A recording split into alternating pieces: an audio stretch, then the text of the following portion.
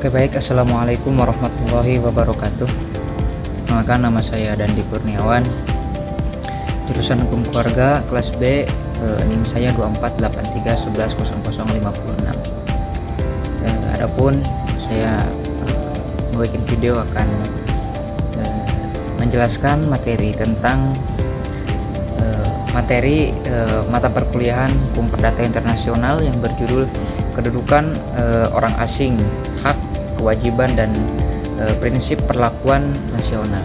Sebelumnya mohon izin kepada Bapak, barangkali dalam penjelasan saya ataupun pemaparan saya tidak sesuai dengan semestinya. Langsung saja, orang asing adalah individu yang bukan warga negara Indonesia ataupun bukan WNI, tetapi mereka itu ada dalam wilayah negara tersebut. Menurut Undang-Undang Nomor 6 Tahun 2011 tentang keimigrasian, orang asing adalah bukan warga negara Indonesia, yaitu bukan WNI.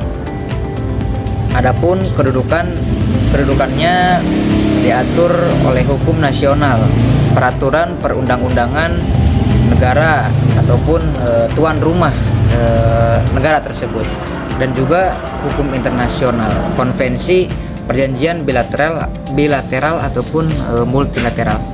Adapun hak orang asing, di sini orang asing keberadaannya di suatu negara tersebut memiliki hak, baik hak hukum secara nasional maupun prinsip-prinsip internasional. Adapun hak asasi manusia ataupun yang disingkat sebagai HAM. HAM ini menyangkup ke hak yang bersifat hak hidup ataupun kebebasan pribadi ataupun kebebasan berpendapat ataupun kebebasan contohnya tidak disiksa lah, ataupun tidak dibully ataupun tidak dilakukan ataupun diperkarakan yang setidaknya hal tersebut melanggar undang-undang. Adapun hak perlindungan hukum, jadi WNI mendapatkan perlakuan yang adil secara sistem hukum.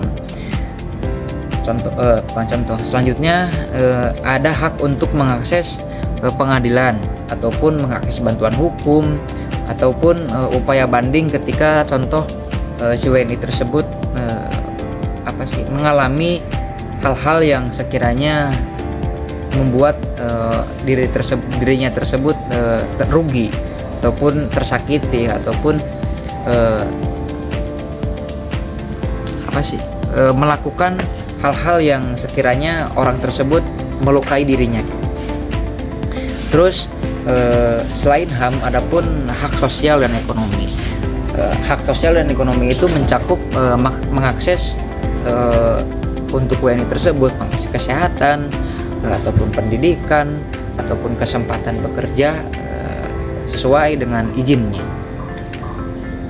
Adapun hak untuk melakukan kegiatan usaha jika usaha tersebut dibolehkan di negara tersebut. Contohnya ketika saya orang Australia tapi saya ke Indonesia, bisa berbisnis, bisa mempunyai perusahaan asal perusahaan atau bisnis tersebut tidak melanggar atas HAM atas peraturan yang ada di negara tersebut. Contohnya kita mendirikan PT Nabati kan diperbolehkan, tapi contoh kita mendirikan pabrik ganja itu kan melanggar di negara Indonesia, berarti hal tersebut tidak diperbolehkan. Adapun selain hak dan kewajiban selain hak adapun kewajiban nih orang asing. Apa sih kewajibannya? Yaitu contohnya mematuhi peraturan ataupun hukum yang ada di negara tersebut. Contohnya menataati hukum pidana, hukum perdata, terus peradministrasian, terus serta aturan-aturan keimigrasian. Contohnya tidak boleh bekerja tanpa izin yang resmi ataupun mendirikan PT yang resmi ataupun berbisnis yang sekiranya resmi. Terus kewajibannya juga menghormati adat dan budaya lokal. Jadi jangan semena-mena ketika kita contoh orang luar negeri ataupun kita keluar negeri karena kebiasaan di negara tersebut seperti itu, jadi dibawa, sedangkan di negara tersebut itu hal yang seperti itu melanggar. Nah, hal yang seperti itu yang tidak boleh dilakukan.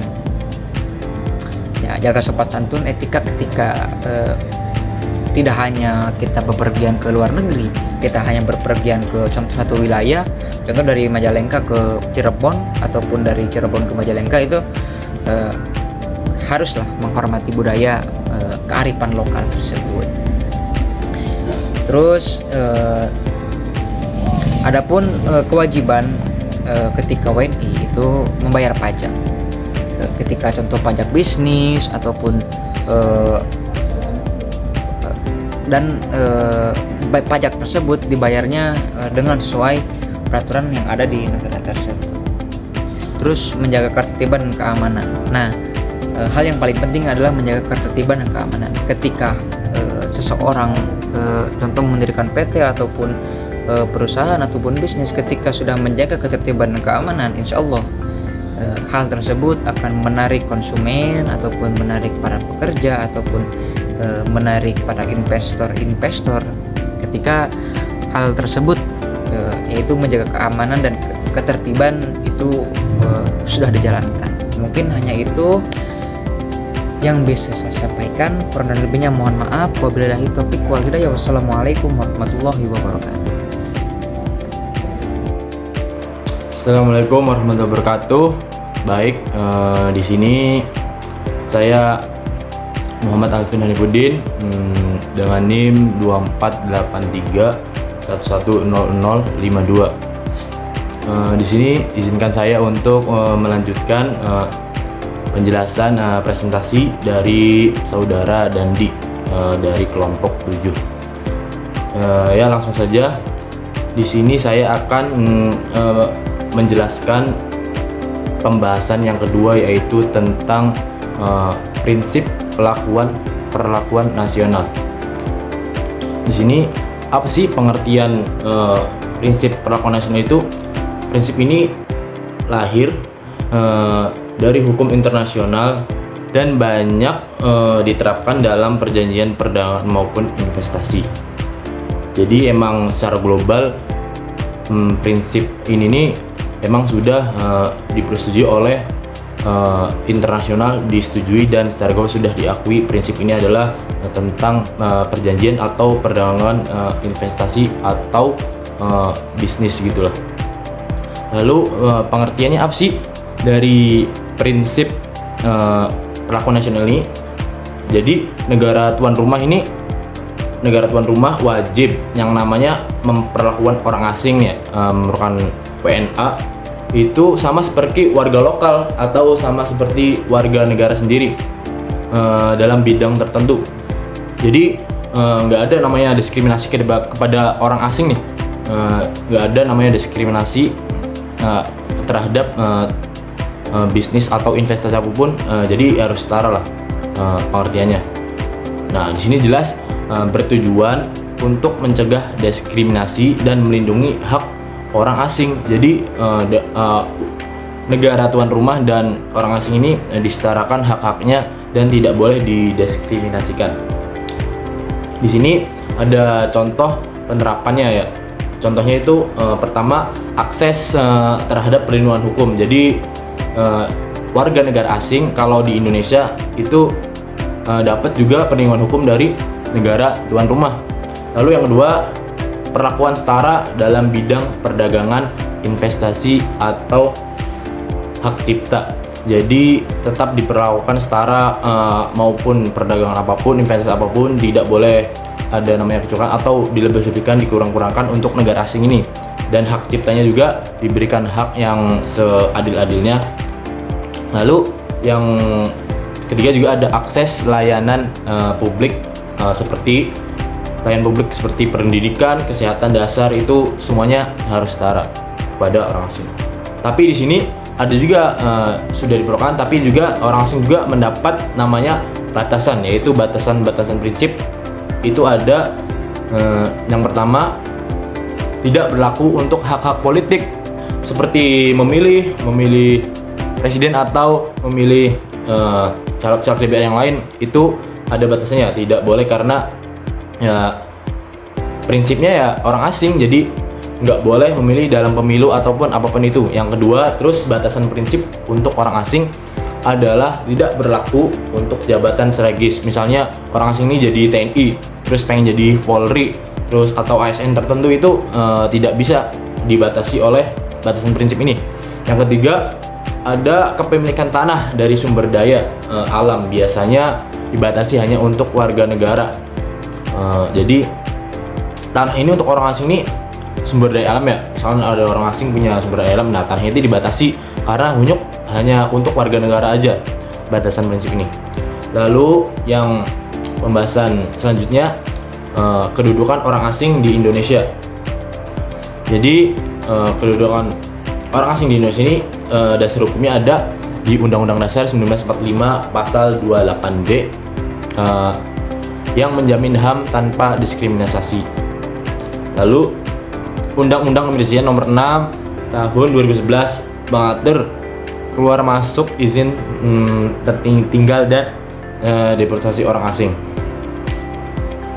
Lalu yang selanjutnya ada orang asing ini juga tentang perlindungan hukum untuk orang asing yang prinsip orang asing, prinsip perlakuan pada orang asing, yaitu ada perlindungan hukum. Yang pertama itu dapat akses layanan publik, yaitu seperti pendidikan, kesehatan atau yang lainnya. Yang kedua, hak atas kepastian status keimigrasian. Jadi udah dapat hak nih pasti dari status keimigrasian dari negara asing itu. Misalkan ada orang dari Belanda misalkan ingin itu, jadi harus pasti dulu nih statusnya sebagai warga asing. Nah itu baru boleh dinamakan mendapatkan perlindungan hukum itu. Namun di sini ada pengecualian, mereka tidak boleh ikut serta dalam politik, menduduki jabatan publik atau memiliki hak atas tanah tersebut, seperti yang tadi sudah dijelaskan ya, ada batasan prinsipnya. Lalu di sini ada contoh kasus aktualnya, jadi ada beberapa contohnya nih, seperti TKA nih ya, tenaga kerja asing. Banyak tuh TKA bekerja di sektor industri pertambangan Indonesia. Mereka wajib memiliki izin kerja, terus wajib juga visa tinggal dan bayar pajak juga.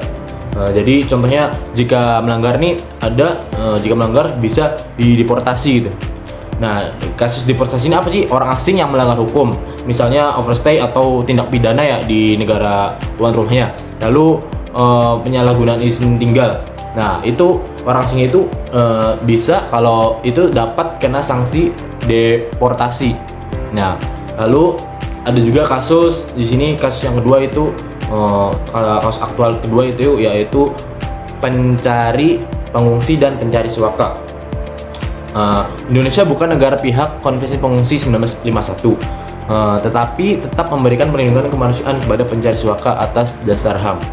Ya itu. Lalu selanjutnya itu kesimpulannya ya. Kesimpulannya jadi tadi kan udah orang-orang asing ini udah dapat haknya, terus batas-batasnya tetap diberikan perlindungan, akses publik, lalu dapat apa juga namanya tadi, dapat kesetaraan hak dalam berinvestasi, perdagangan ataupun investasi apapun itu orang asing tidak boleh kena diskriminasi. Ya kesimpulannya, kedudukan orang asing di satu negara diakui dalam hukum nasional maupun internasional. Mereka memiliki hak perlindungan hukum, layanan publik, hak dasar dan kewajiban taat hukum, bayar pajak juga, hormati adat dan jaga keamanan ya orang asing nih. Nah itu kesimpulannya.